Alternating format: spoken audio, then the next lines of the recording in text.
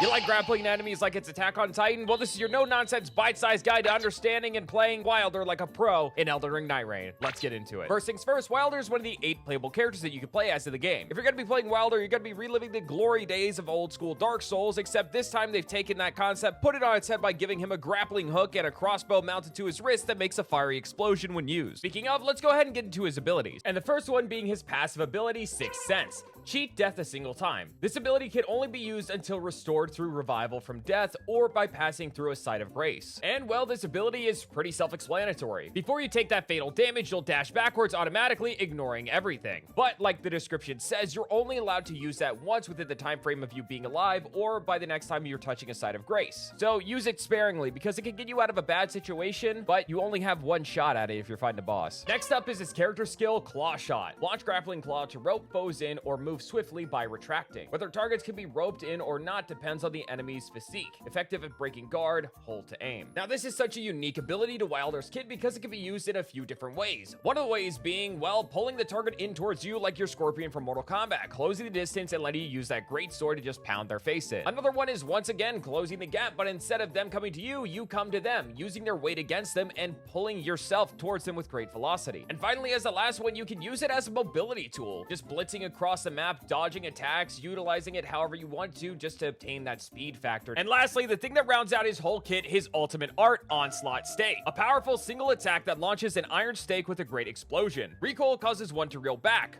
but preserves a portion of ultimate art gauge. Hold to boost impact and remain standing. Now, Onslaught Stake is in every sense of the word a nuke. Now, there are 2 ways to utilize Onslaught Stake. One being able to clear out multiple adds because of its area of effect and damage, or being able to just, well, like I said before, straight nuke a boss by ziplining in, closing the gap, and Onslaught uppercutting it until that fiery explosion knocks its health down to literally 0. Now, there are 2 ways to fire off Onslaught. One by barely tapping it, where you get recoiled back, but you save a little bit of your art gauge, but you deal significantly less damage. And the other is going in, holding a full charge, and unleashing a fiery explosion of death. And now in terms of weapons, Wilder can basically use really whatever he wants because of his rounded out stats. However, he does have a preference to greatsword. So any greatsword that you find is a terrific addition to his arsenal of things to, well, beat in the enemies with. At the end of the day, Wilder's for that hardcore Souls fan who wants to play the game in its traditional aspect with a little bit of added new flair. And with that, that has been your no-nonsense, bite-sized guide to understanding and learning how to play Wilder. If there's anything else you guys would like to see, leave it down in the comment section below. I love reading those.